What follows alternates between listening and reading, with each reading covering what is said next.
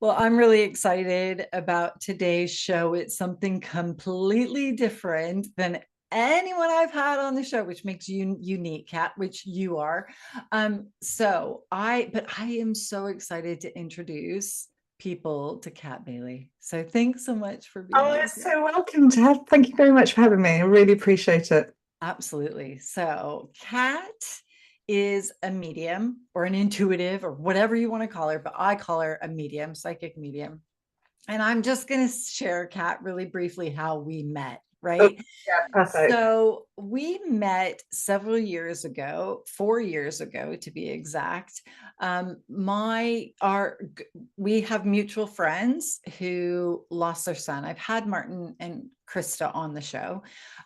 When they lost their son Zach, they found you, or you know, nothing's coincidence. And you did a reading for them, and I listened to that reading when I was at their house, and I was like, "Oh my God, like how do you get it's so accurate."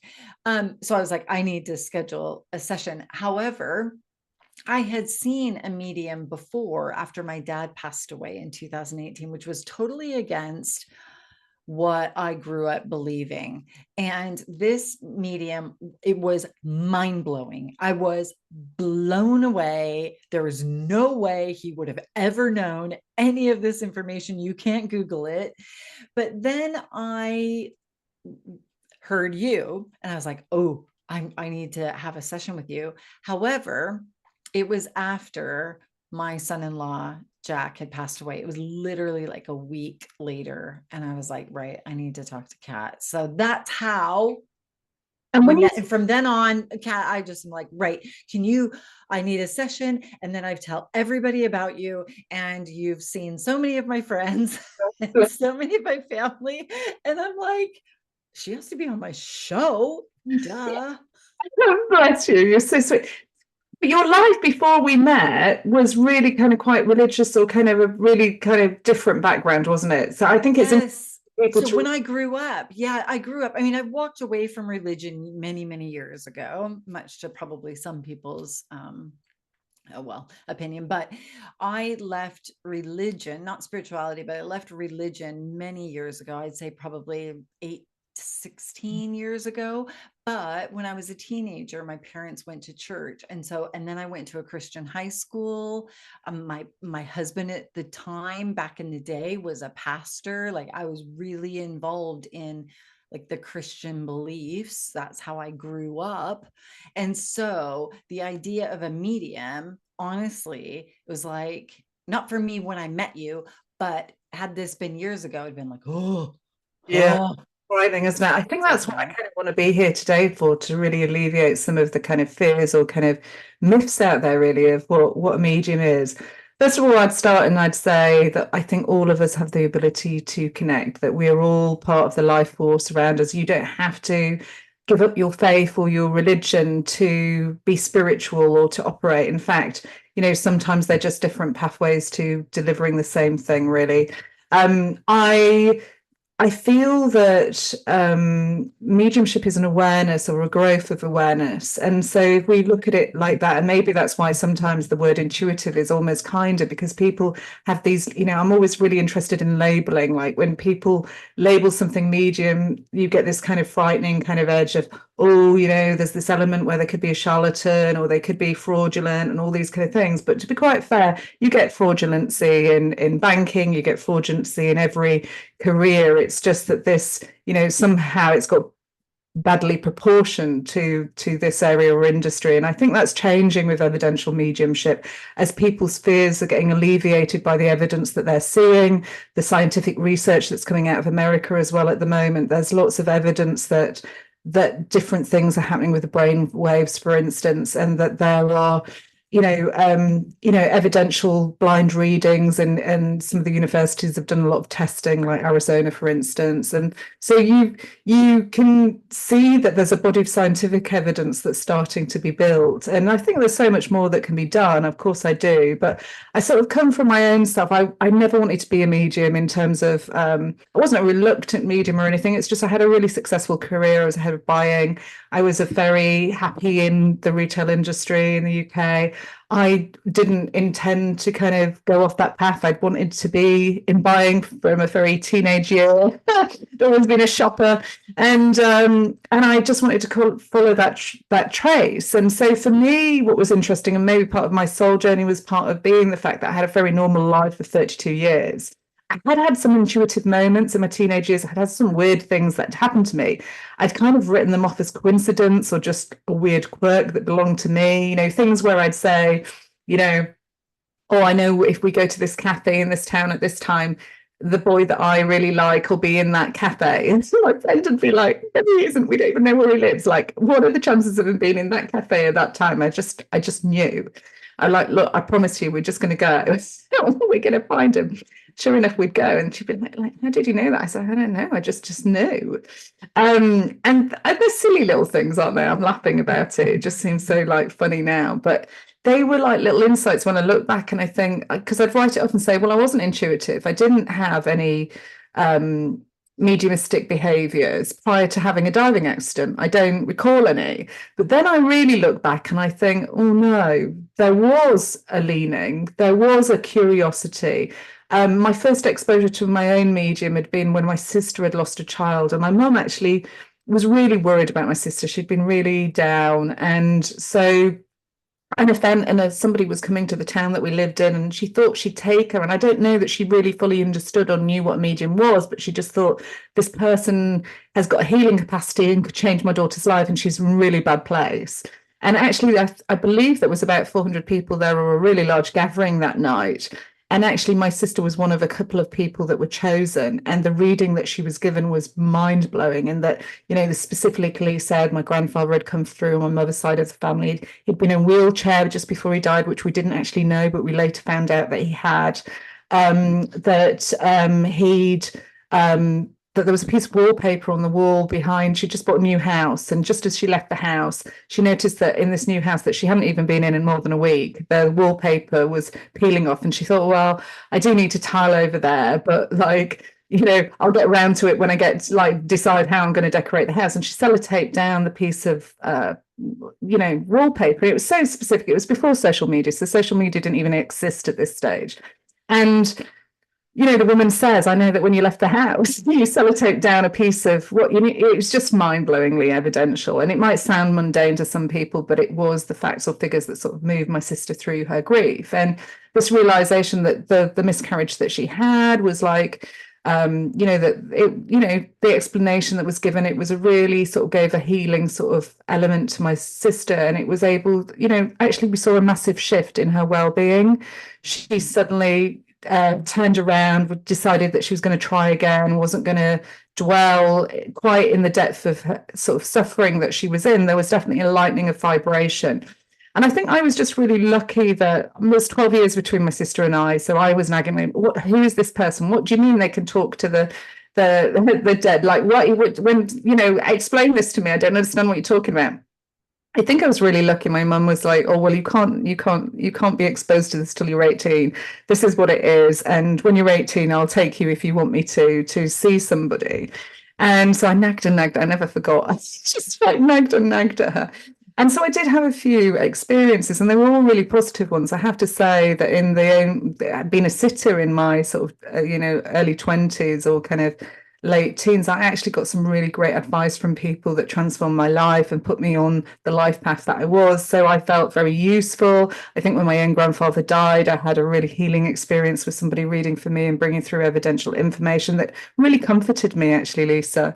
And so when I had the diving accident, I thought it was open, but I wasn't spiritually looking or canvassing for things to come in my life. I wouldn't say I was a big follower of mediums. I'd only been to maybe 2 or 3 sittings of a medium, but it had been enough to give me an understanding of what they did and sort of on a very sort of quiet level of awareness.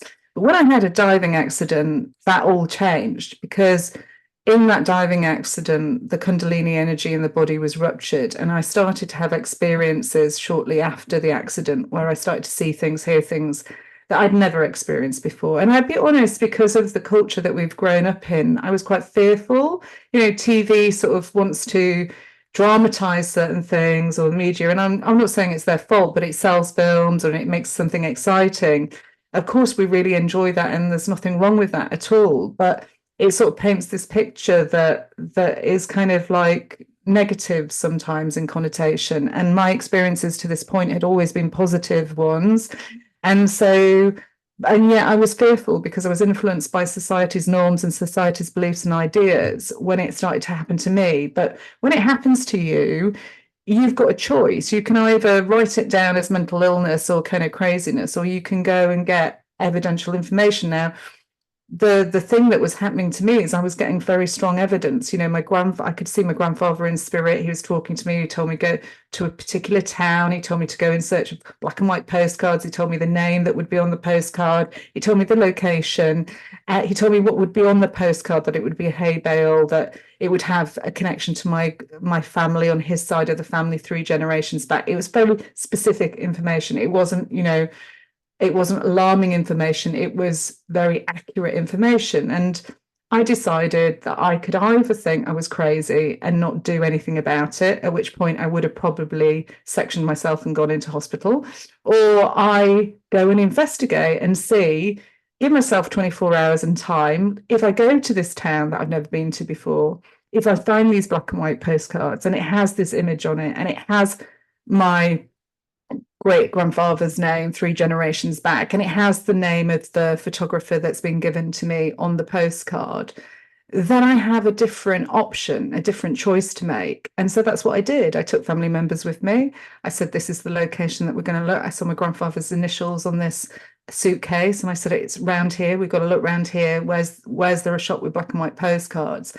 And there it was, and the hay bale one was in the middle, and I picked it up, and it was a photograph of my great grandfather's family 3 generations back with the name of the photographer that they'd given me. And nobody in my family knew these photographs existed. So this was like a gift to me.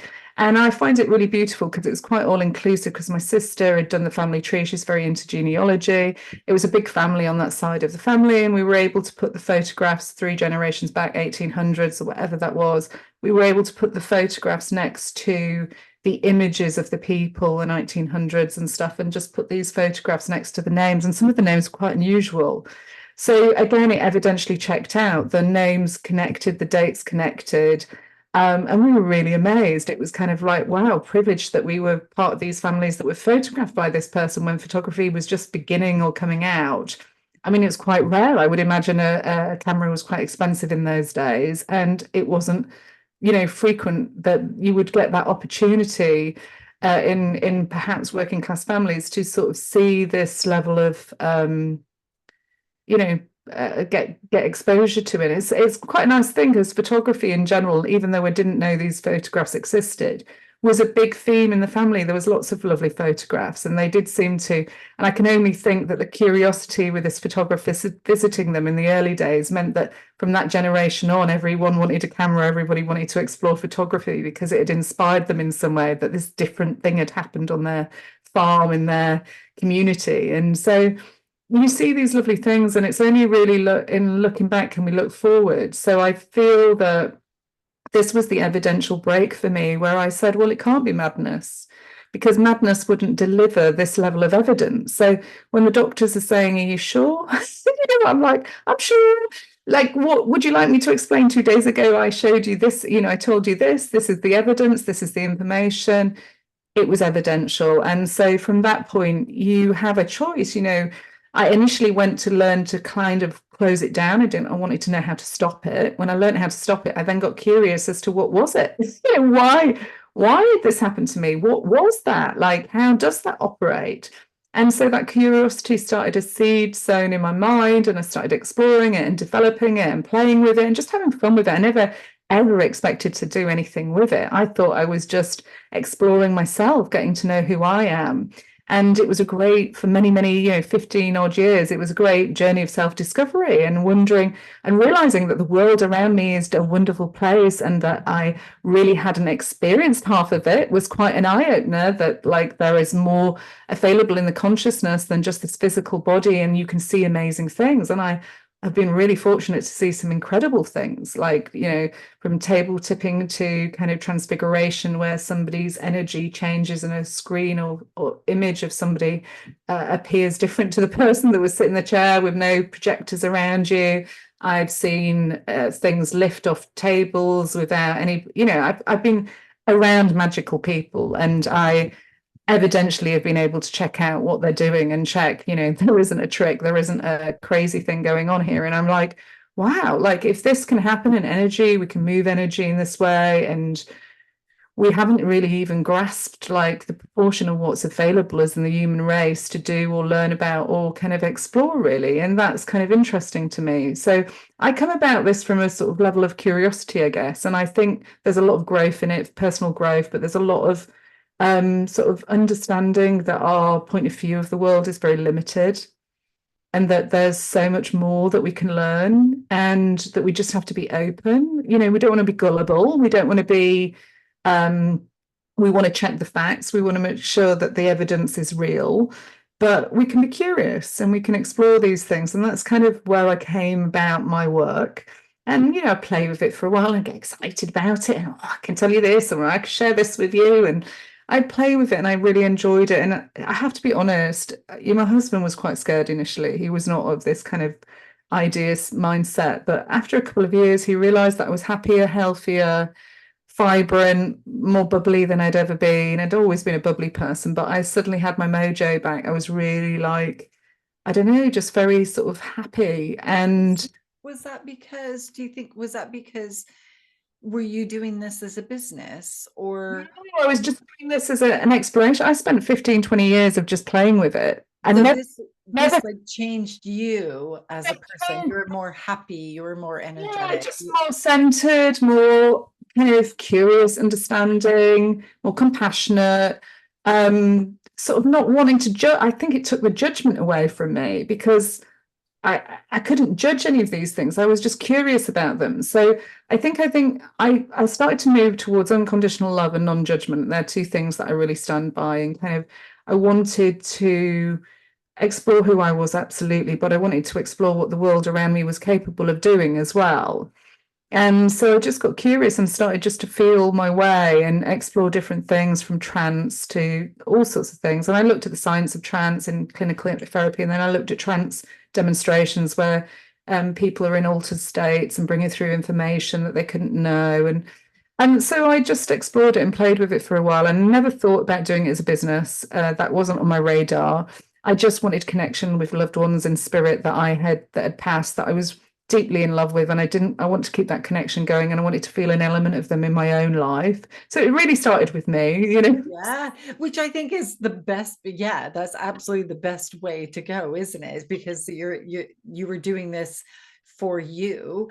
When did you start going, actually, I can connect with other people's loved ones and bring that message Yeah, to so them? I'd been part of the journey of exploration for about 15 years through different workshops, courses that I've done, because you work in partnership with different people. It's like going into a drama class. That was quite the fun of it, actually, is sitting with different people. It was very sociable, getting exposed to lots of different types of people from all different backgrounds. And so I just play with it, and I just had fun with it for many, many years. And then one day I was gosh, I think I was in the office at work, and I heard Spirit said, "It's time." And I said, "Well, it's time for what?" And he said, "It's time, we've got a job for you. You need to leave your job." I was like, "Well, leave my job like permanently?"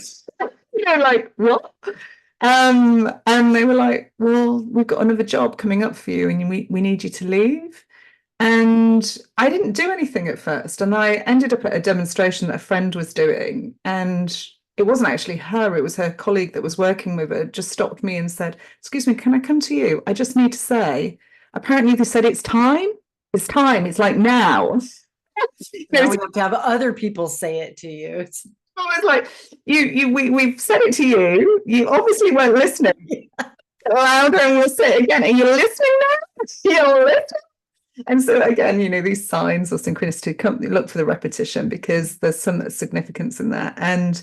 And I still sat with still attachment as it is. I still sat thinking they can't honestly be thinking I'm leaving my job. I've worked 20 years to get to this level of reality, and I've worked really hard at it. And they said, well, we'd like you to go of your own accord, but if you want us to start maneuvering things around, it is time. So it's up to you. You can either go nicely of your own accord, or we'll start making waves for you, and we'll see how you deal with these waves. I sat a little bit longer, and a few waves came, and I decided, fine, I'm getting out of here. And so, and then again, I still wasn't ready to step into my full power or responsibility. I was a bit scared, actually, to be quite honest. And I sort of thought, well, I'll do a gap year. I'll do a gap year, and I'll go back in a year's time. And there's nothing wrong with experimenting for a year and playing with it, and then I can always go back to what I'm good at. And as it should happen, as I followed the signs and synchronicities of what Spirit asked me to do, and some of the things were very humbling things. You go from the status of being ahead of buying, where you're running at a very operating level. You're reporting into board level, so you've got a high standing and status that comes with that opportunity, and a lot of opportunities are available to you, to be quite fair. And suddenly Spirit were asking me to go to a hall in the middle of nowhere to just read for free or for £5 a reading, different people. And part of me thought, what is this? Like, I'm not going to nervous breakdown, or I'm going crazy. Like, what am I doing this? But something in my soul kept saying, just do it. Don't even judge it. Don't criticize it. Just trust it. And so I surrendered. And I just started doing whatever they asked me to do. And the small things became bigger, and the more I did what they told me, the more confidence they got in me, the more they gave me, and the more I surrendered. And so I didn't go blindly. I felt my way. I got evidence. I got a feel for how it was. I built my confidence. And then I just started to move. And it got to about I don't know, I've been doing it a couple of months. I think I left my job in the May, and I got to around the sort of October, November time. And I thought, oh, this is crazy, guys. I've come from this really high-powered job. I need more, And then they were like, well, turn on the laptop, contact this guy, gave me details of a guy, and just introduce yourself and tell him that I've sent you. And one of my guides gave me his names and details. And so I contacted this guy. I thought, this is the craziest thing that ever, but I've gone this far. Yeah, might as well keep going. Keep going, just like, how far are you going to go? And so I contacted him, and he got in touch with me within 24 hours. Very lovely gentleman. The information checked out, and we had a conversation, and it turned out that he's certified mediums. He blind tested them, and did I want to have a go? And I was a bit nervous at first, saying, I don't know if I'm, not a working medium. I don't know if I'd be the level that you require per se.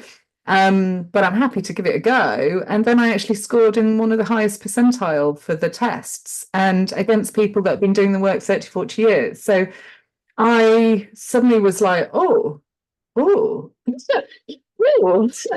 And the readings were really fascinating. And I think then I came to a different level of understanding. I started to meet people who were really bereaved. And in those trials, there were some really, really interesting readings. And those people got excited about the readings, and they told other people, and people started knocking on my door.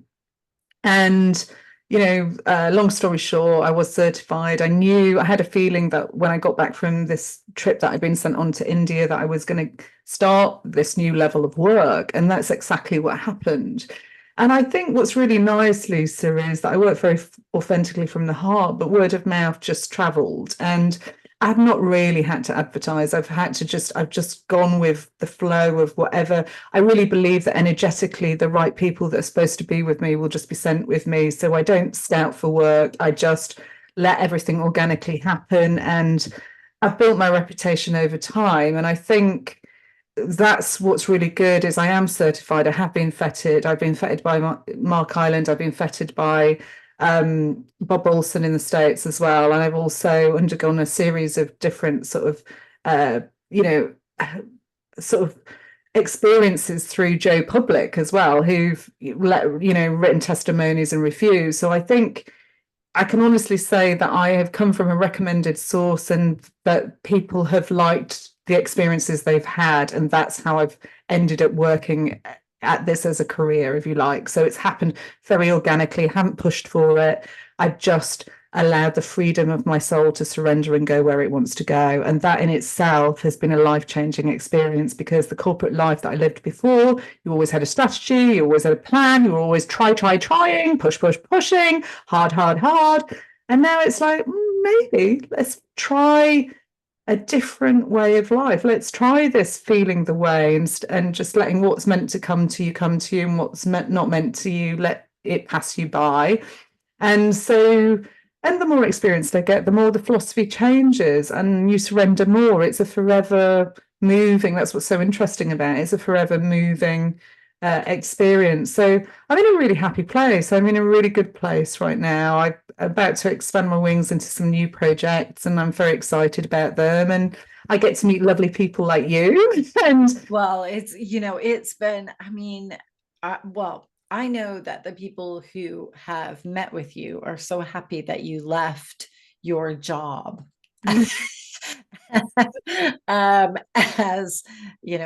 buyer. So, and I'm one of them. So obviously I'm a big fan, but more importantly, when I say I'm a big fan, I'm a big fan of how, when you talk about evidence and evidential, you said it numerous times. And that to me is key. So if I'm sitting with you and you don't know who I am, and you start saying things that there is absolutely no way, no one could Google it. It's not on Facebook. We weren't Facebook friends. You didn't know anything about me. And you started to describe, I think actually the first time we met perhaps was after my mom passed away. Yeah, that was when it was. And then Jack passed away like 2 months later. So then I met with you again. okay, So you were talking about my mom. And then you started describing, and I'm just saying this because I think it's really important when we talk about evidence. You were like, oh, your mom, she's so sweet. And she is like, she's the Mary Poppins that everybody talks about. But my dad had also passed 14 months before. But there was one of my parents' best friends who passed away. You're not going to remember this because you see it so many people. I'll never forget. And you were like, somebody like with the B, there's a B name. And I'm like, oh, I know exactly who you're talking about. And you go, why is he handing me broccoli?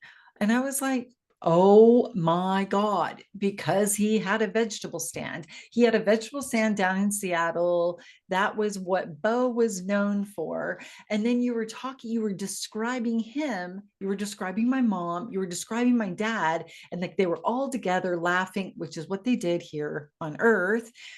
And I was like, obviously, then you started describing what happened to my mom. And then 2 months later, I'm like, I need to talk. And that was after Jack passed. And you described, and it was nowhere to be found. He had passed away a week previous, and nothing was in the newspaper. Nothing had been reported at all. And you described his fall. You described the evidence. There was no way you would have known that. Nobody would have told you that. So for me, when I met with the previous medium, he was describing my dad to a T. And he even said, like, your dad thinks I'm the devil, but he's like, well, we're here now. So, and I want to talk to her. And I was like, oh my God, that would be my dad. Like, if he was on Earth now, he'd be like a medium. Like, that's I the do, I do recall you. I don't recall any of the things you've just said to me. I'm going to be really honest. I don't store that much information. I tend to store the readings or the information that have a lesson that I can share with other people to help other people. So I look for the healing element in it. What I do remember about your mum is the religious element and her describing how important the church was to her and how much her life rotated around the church at certain times in her life. I do remember that. And I remember her being so kind and fascinated that her philosophy in life had been very different to what she was experiencing in spirit, but she still had a lot of love and gratitude for the life that she'd had in the church. And so, what I liked about your reading, and I recall from meeting your mum, is actually the blessing of we can stand together in the same power, we can hold the same space, we can be of different thoughts or different ideas or different cultures or belief systems, but in this moment we're on the same path. We're here to give the love to your daughter that she deserves, to uplift her and to cherish you and your memory and honor you. And that for me is the authenticness of mediumship. That to me is what mediumship should be about. It's about, you know, I almost want to say the F word to everything else and Yeah, you can. That's fine. That's how you sort get of say, you know, started. sometimes we overcomplicate things as human beings, I think, and we get ourselves into certain messes. And I think we can just put it down to the simple level of, did it make you feel better? Do you feel loved? Did it empower you? And did you walk away from the reading feeling happier, more uplifted, more able to get about your everyday life? Because some people say, to me, what's the point of talking to the dead? What about the living? Isn't life for living? And I say, well, if you can't live life and you're stuck and you're in a really bad space, how about having a little helping hand to uplift you so that you've got the strength to see another day and to move forward in your life? And I think that's really important. I know you're very much about empowerment in the life coaching work that you do. And I'm really excited about you coming to present to the people that work with me to hear your story. But I can honestly say, Lisa, that I think at the heart of everything is love. And if you're a loving, compassionate person, and you're willing to share that love, and you walked into the room feeling one way, and you walked out more elated, happier, at ease, more able to cope with your everyday life, then that's got to be a good thing. It So, was honestly that I think for me and for those I've sent your way, and I'm like, what did you just have a meeting with Kat? Like, tell me all about it. Tell me everything, right? Everybody's pretty much their jaw was on the ground because of like the details and the evidence. But every single person, and me included, is this healing, this connection, this, okay, they're okay. Oh, yes, they do have words. You are saying things that they would say. You even have some of the same, like you were doing something, I think one time with your hands, and I was with the nails, and that's my mom. And I was like, oh, you actually were almost embodying my mom. yeah, so one thing's a little bit different because I've studied trance. So we should maybe explain mental mediumship is through the mind. It's an awareness in the mind. It's thoughts, feelings, ideas that come into your awareness that you move through. You can notice certain patterns of behaviors or ideas or things like that. For the people that are really skeptical, sometimes I do readings blindfolded if I feel comfortable to do so and the energy feels right. So there was a lady who's just written a book about me. Actually, I give her a shout out, and My Wild Precious Life, by Liz Jensen, just about to publish next month. She came to me as skeptic. She was a writer already, and she was skeptical. So I said, I'll do it. I felt good energies. I won't do it for everybody, but I feel I just want to do it blindfolded. So I did the reading blindfolded. So that way I can't pick up any gestures. You can do whatever you like. As long as you don't mind how silly it looks, I don't mind. And her son described the whole of this. She was in France at the time. She isn't French by birth. I think she's Scandinavian or from Danish, but she basically, he described the French farmhouse that she was in to a detail. That's what I remember.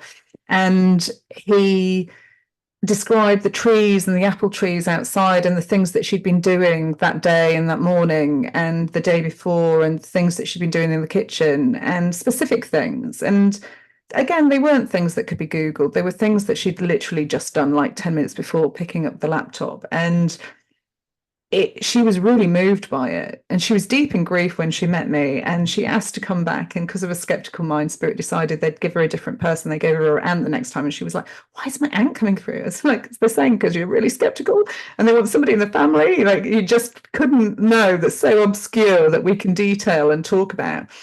And she wrote about it in a book, and I've been fortunate to read a couple of those chapters of the book, and it's due to be published. I'm going to the book launch actually next month. I'm very excited about it. And I just think you meet these really interesting characters, you meet these really interesting people from all different walks of life.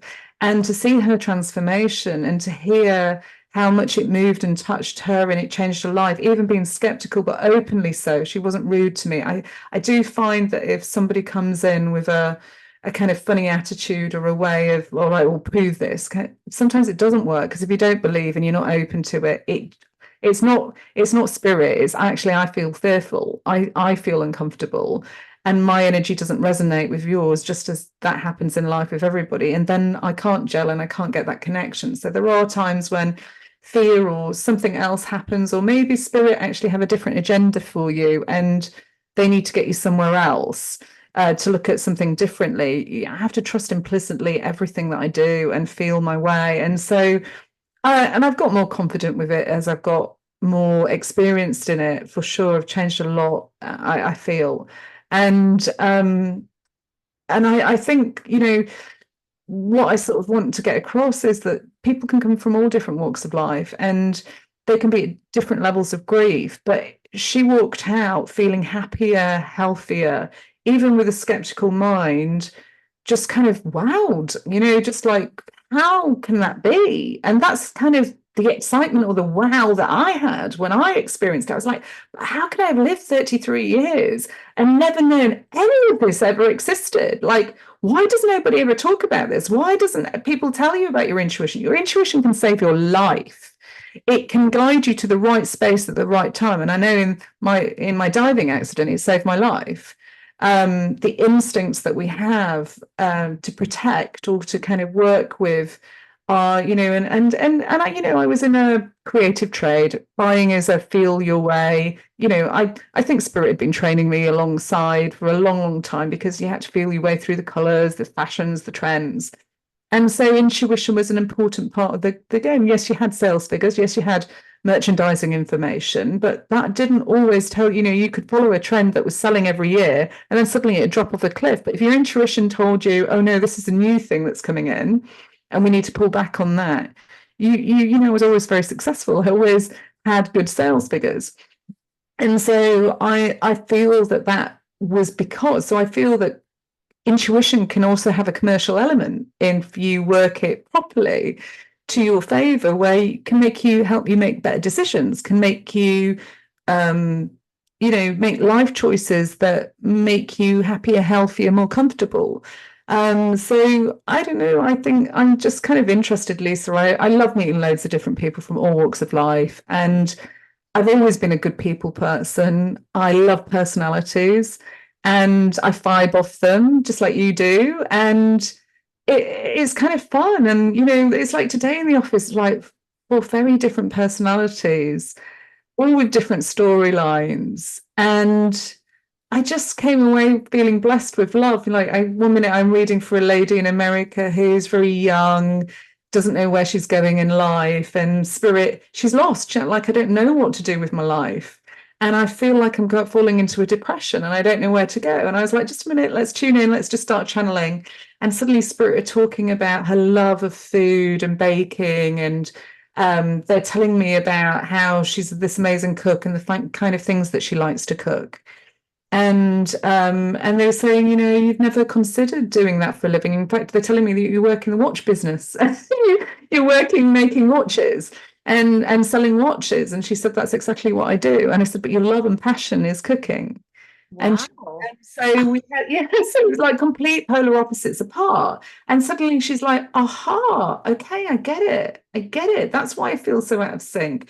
Now, it's not that the job in the watch company wasn't the right job for her, but her soul wanted to do something different. And so that's the difference with a soul reading, is you can tap in. She didn't want to hear from loved ones and spirits. She just wanted to know, what does my soul, I don't feel in resonance. I don't know why. I feel like I'm supposed to be doing something else, but I don't know what that something else is. Mm. Start tapping, oh, and you like hiking and you love going up to the mountains, and this is a pleasure for you. And so you could do hiking holidays, or all these are things are options. I never tell, I'm not a fortune teller. I never tell, or I don't really predict, even though sometimes predictions do naturally fall in from what spirit's saying to me. Because I do recall a conference last year, a lady coming to me, and she told me the story, and just like you, I couldn't remember a thing when I met her. I felt a bit embarrassed, but she did say to me, you said I would. My daughter was having problems with fertility, and you told her that she would go on to adopt children, not actually that the actual fertility situation wouldn't come to a head, but she would adopt two children, two boys at first, but then a third girl would come, and the third girl would be Angel, and they were all connected to the same mum, but she would only hear about the two boys, and she'd only find out about the girl 6 months later. Well, apparently that was what happened, and it is a bit like you say, I don't recall this information. I just translate what I feel and give what I can get. It comes from spirit. It's not me. I just am doing my best with and I don't always get it 100% right. I am feeling my way and doing the best that I can with the information that I get, and getting better at it as I get more experience. But, on this occasion, it was a mind-blowing hit. And this woman had come back just wanting to meet me in person. And I was like, wow, like really that moment, that hour of my life touched yours in a more magnificent way. Yeah. That's when you know that spirit's in the house. That's not me touching her soul, that's spirit touching her soul. And it transformed her life because it gave them hope.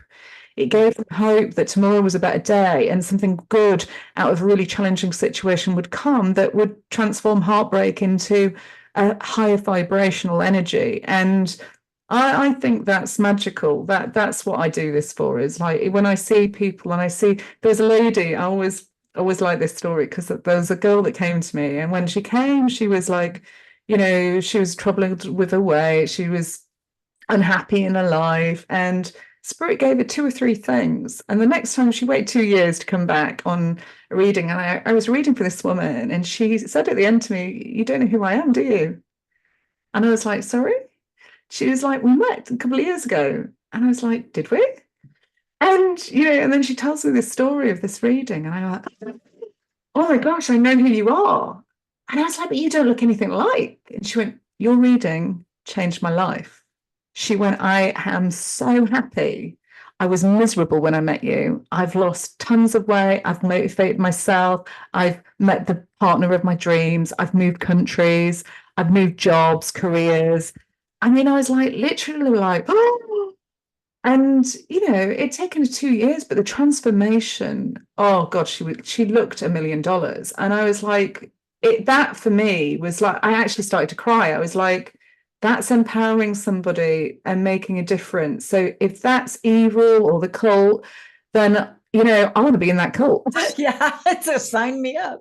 I mean, that's the thing. It's exactly what you were saying, is that you do that. So I'll say, "Oh my God, you wouldn't believe what happened." It could be a year later, and then your response is exactly that. Oh, it's as if you're surprised. I mean, I know you're not surprised, but you're just as like, "Oh my God, that's amazing." And Yeah, because it's and it not. is almost like you're surprised. Like you go, "Oh, did it?" I'm excited by it because it's not me, it's the spirit flowing through you. And like I say, I think that's wonderful. That's the magic, the awe of what the spirit world should be about. That little bit of mystery, that little bit of magic, that little bit of excitement.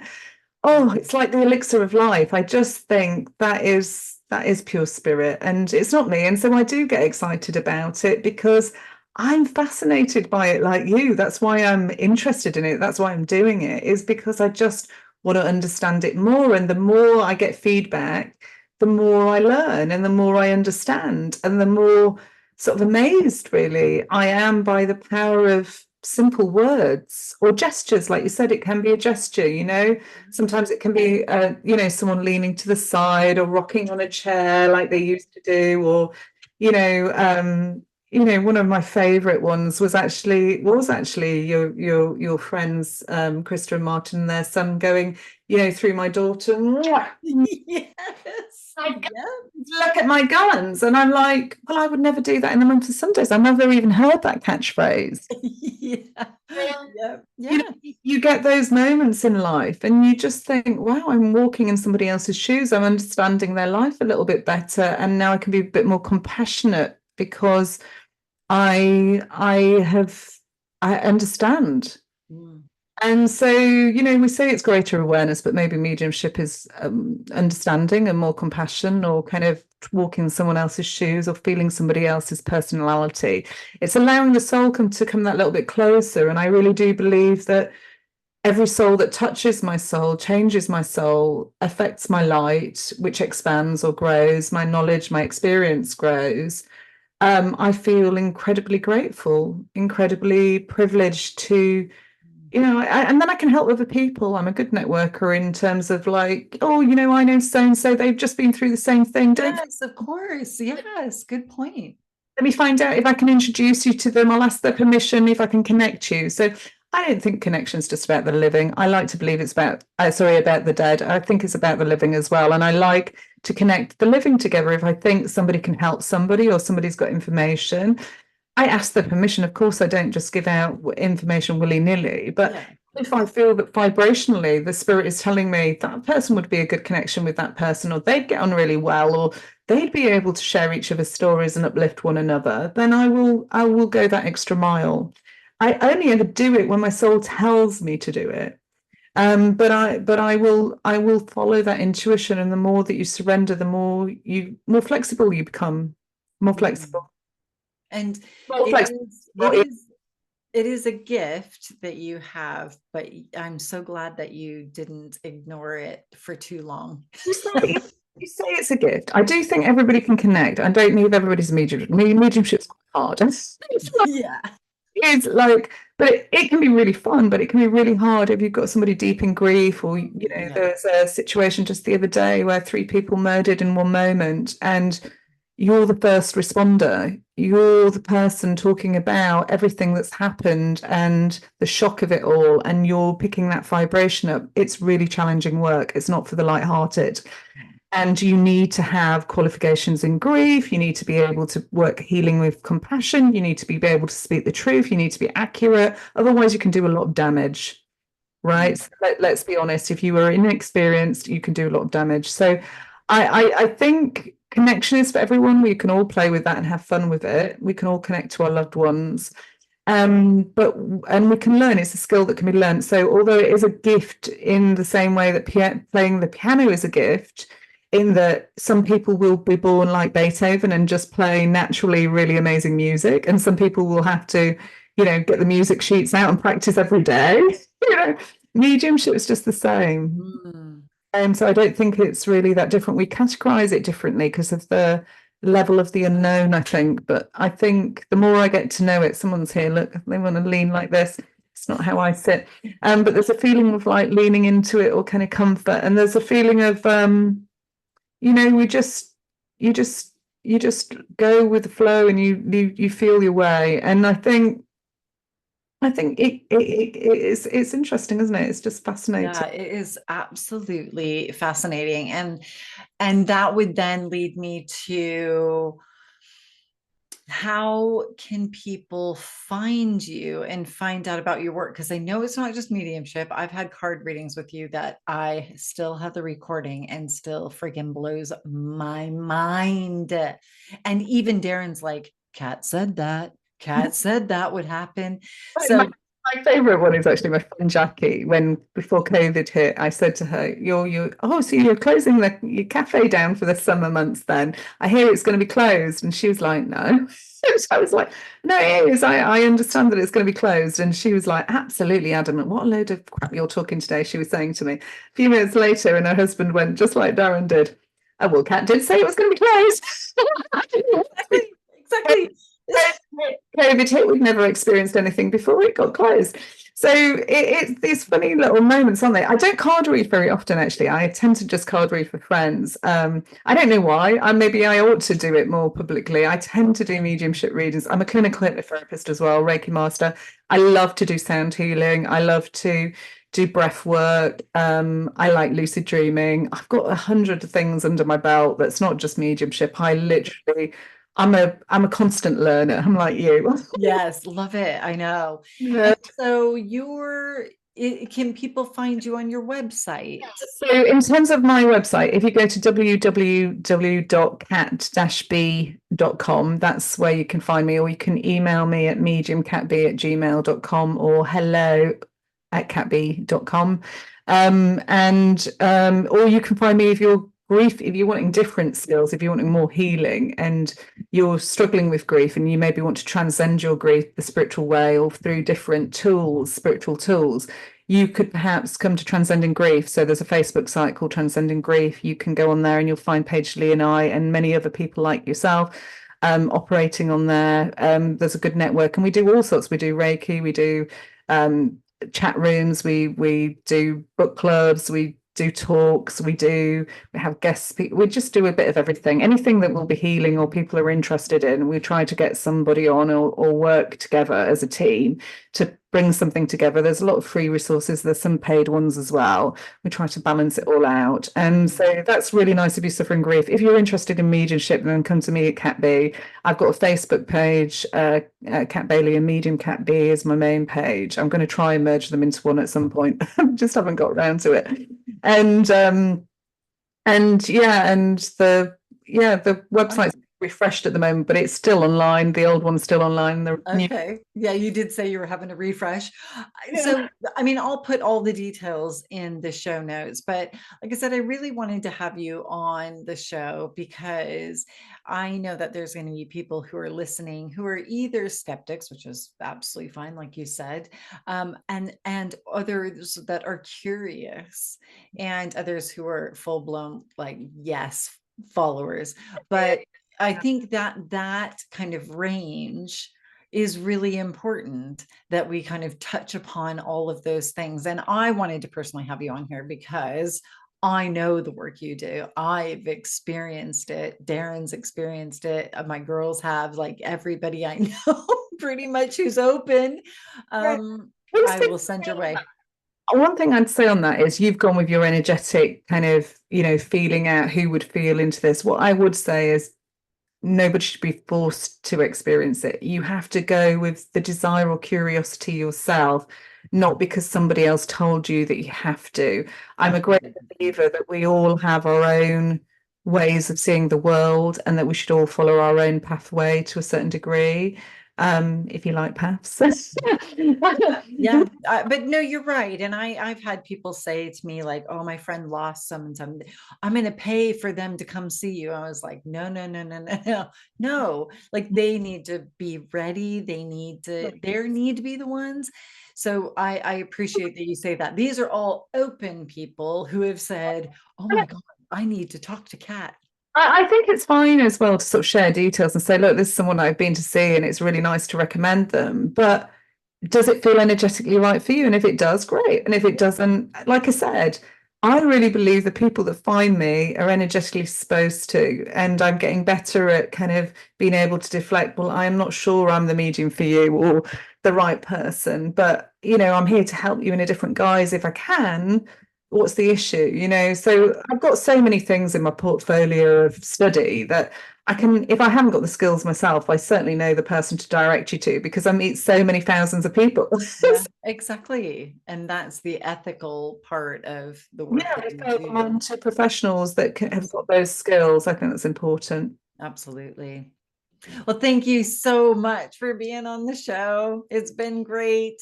Amazing. And we're going to do this one. I know. And now we've got to go jump on one that I'm going to be on with you.